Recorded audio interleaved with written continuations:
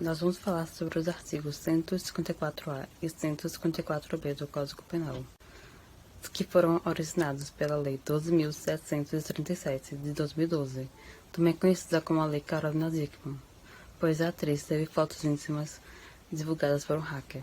O artigo 154A, em seu caput, diz que invadir dispositivo informático alheio, conectado ou não à rede de computadores, mediante violação indevida de mecanismos de segurança e com fim de obter, adulterar ou destruir dados ou informações sem autorização expressa ou tácita do titular do dispositivo ou instalar vulnerabilidades para obter vantagem ilícita, pena de detenção de 3 meses a 1 ano e multa. O que são dispositivos informáticos? Celulares, tablets, pendrives, HDs e outros. Não, se o crime resultar em prejuízo econômico para a vítima, a pena é aumentada de 1/6.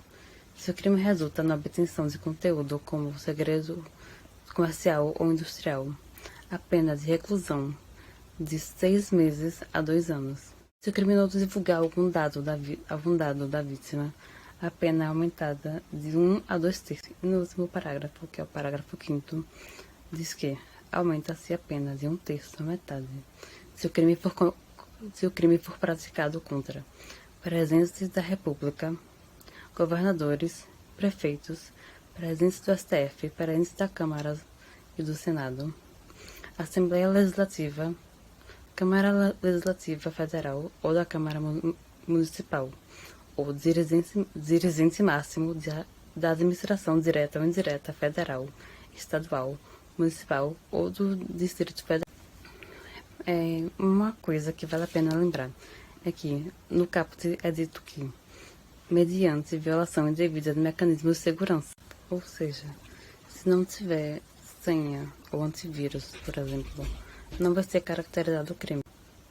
E no artigo 154b é dito que, nos crimes definidos no artigo 154A, somente se procede mediante representação, salvo se o crime é cometido contra a administração pública, direta ou indireta, de qualquer dos poderes da União, Estados, Distrito Federal ou municípios, bem como concessionárias de serviços públicos. Segundo André Stefan, a classificação jurídica é: o crime é doloso, comum, qualquer pessoa pode cometê-lo, unissubjetivo ou de concurso eventual, admite unidade ou pluralidade de sujeitos ativos, formal ou de consumação antecipada, atinge sua realização integral com a invasão do dispositivo alheio, objetivando a obter, adulterar ou destruir dados ou informações sem autorização expressa ou tácita do titular do dispositivo, ou instalar vulnerabilidades, mesmo que esses resultados não se produzam. Plurissubsistente, sua conduta típica comporta fracionamento em diversos atos. Também é instantâneo. A consumação dá-se instantaneamente, sempre sem se prolongar no tempo, e informático próprio ou puro, somente pode ser cometido por meio telemático ou em sistema informatizado.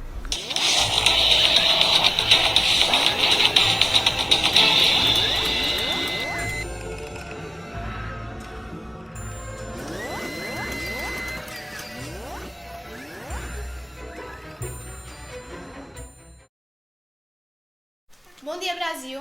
Bom dia, Pernambuco! 3 em 13 minutos. O tema de hoje é invasão do dispositivo informático.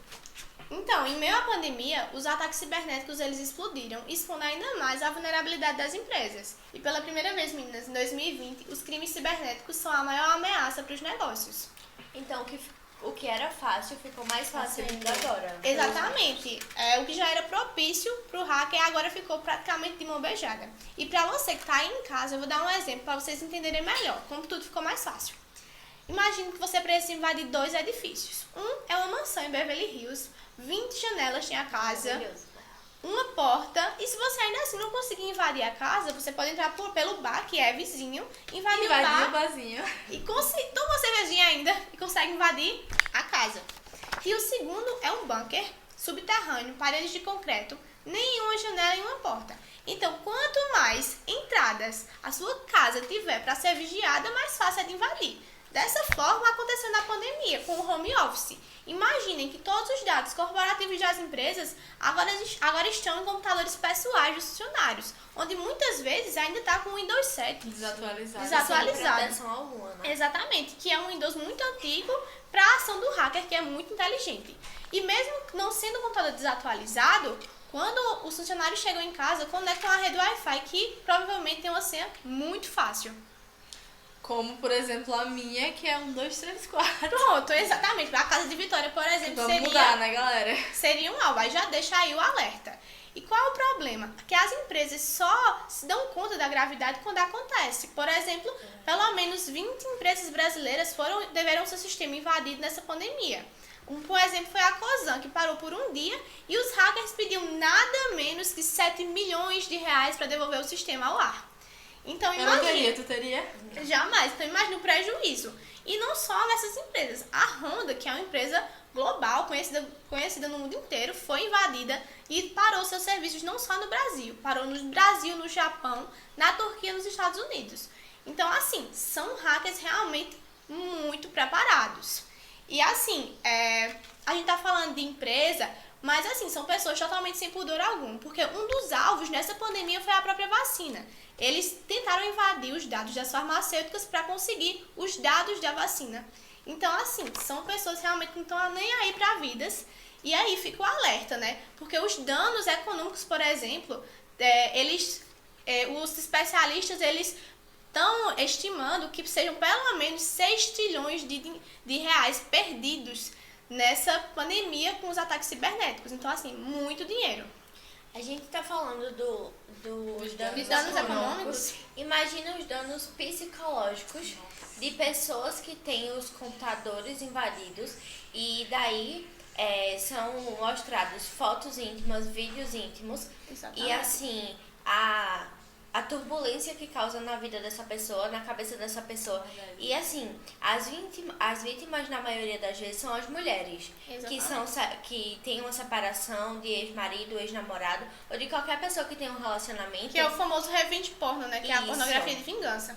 Que faz a vingança para que ou ele volte ou ela volte, e isso causa um transtorno muito grande. Em 2012, houve um grande acontecimento para o combate da revenge porno, igual a Rebeca falou, que foi o caso de Carolina Dickmann. Que é a lei que a gente tá comentando. Que é a a lei da... que a gente tá falando. Que ela foi invadido o computador dela e foi pego fotos íntimas e mandada para todo mundo. Imagina a repercussão de tudo isso e a cabeça dessa pessoa. Então, assim, é muito complicado. Então quer dizer que se eu receber alguma foto com consentimento, a lei vai se aplicar? Não, a lei não vai se aplicar. A lei só vai se aplicar quando for invadido. Assim, ela vai conseguir ser...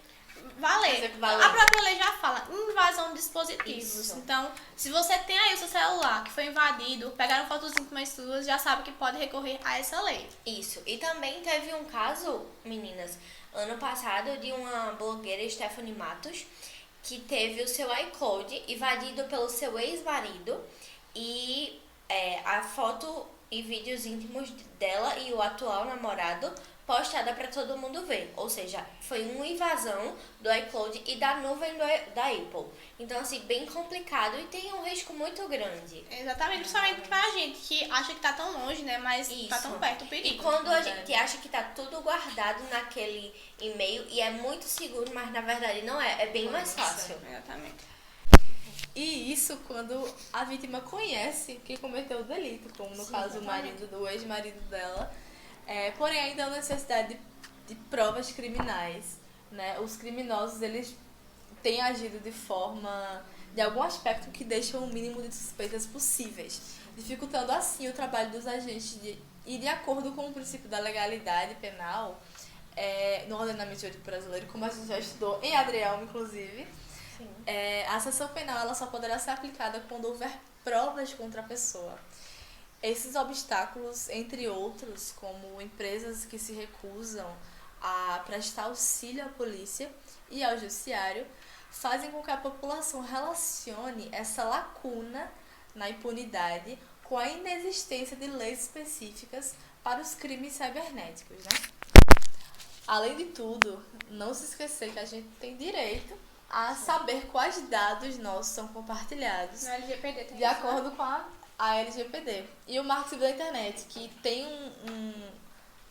uma necessidade de guardar os logos de acesso. Isso facilita demais a identificação de possíveis crimes cibernéticos. E assim, se a gente parar pra pensar, o tanto de dado de cartão, por exemplo, que as empresas que a gente compra online têm acesso, nosso RG, o nosso CPF, os próprios motoboys que entregam delivery ficam sabendo nosso endereço. CPF, Exatamente. cartão, contexto. Então, assim, e por mais que a gente fale aqui nas consequências, tanto econômicas quanto psicológicas, a gente nunca vai ter propriedade suficiente para falar como é passar por isso. Por isso, a gente trouxe um depoimento de uma pessoa que passou. Lógico que a gente preservou a identidade, preservou o nome da pessoa e vamos mostrar agora. Dormi num dia e no outro minha vida acordou virada de cabeça para baixo. Trabalhei 7 anos numa empresa e por causa dessas fotos eu fui demitida. Que sociedade é essa de inversão de valores? Onde uma foto define quem você é, define sua capacidade intelectual. Que sociedade é essa que condena a mulher que tem suas próprias fotos no seu celular e não condena o criminoso que invade o celular e espalha essas fotos? Nós, mulheres, precisamos de leis que realmente condenem quem faz isso. E precisamos de uma sociedade que realmente nos ajude e principalmente de assistência psicológica.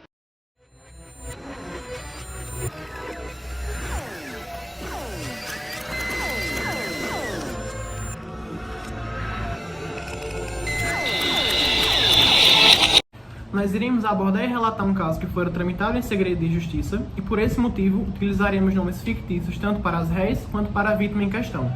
O caso